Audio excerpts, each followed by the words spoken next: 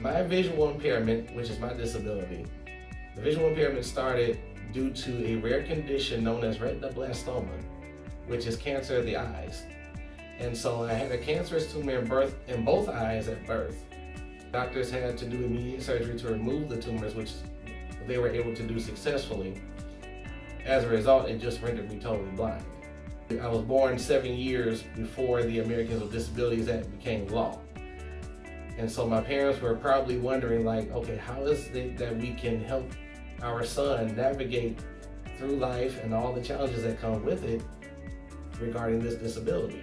And so they just put on their bootstraps, and they were like, okay, if this is the only challenge you have, and it's a major one, but if this is the only challenge that you have, we can work with that. We started to get familiar with different programs that were in our area at the time. And yeah, so we started doing that, and I was able to matriculate through Detroit Public Schools successfully. I was also the first person out of my parents and siblings to graduate both high school and college. Well, the way I came to know CBFL is pretty interesting. So I started volunteering at our Fort Bend Center, which is in Sugar Land. And I was volunteering with them starting in October of 2016.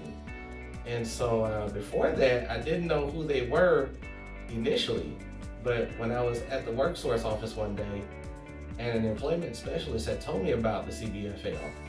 And so it just got me really interested to finding out what this organization was about. And then I started volunteering at our Fort Bend office, and I was just amazed on the services in terms of what people with disabilities could receive, and then just letting them know that it is okay to still live the life you desire to live regardless of your disability. So that's what really got me started with them. Primarily what I do is I network with other organizations for people with disabilities to bring back resources, and also start partnership opportunities to have our consumers with disabilities take advantage of as many resources that they have access to. You know, this organization has always been at the forefront of making sure that people with disabilities have what we need in order to live the lives we desire to live. And so to do that, you need departments that are dedicated to the mission of our organization. And that mission is, you know, people with disabilities have the right to make choices for our own lives, the right to take risks, a right to fail, as well as a right to succeed. And so based on that mission, I came up with 3 principles to summarize that mission.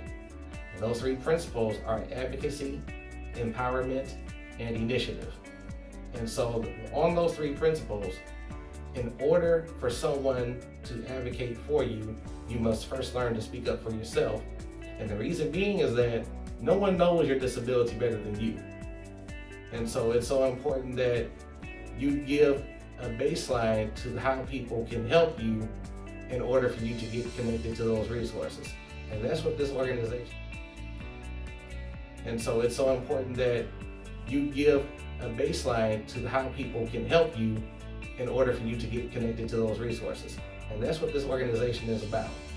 By connecting people with disabilities to the resources according to the goals they desire to achieve.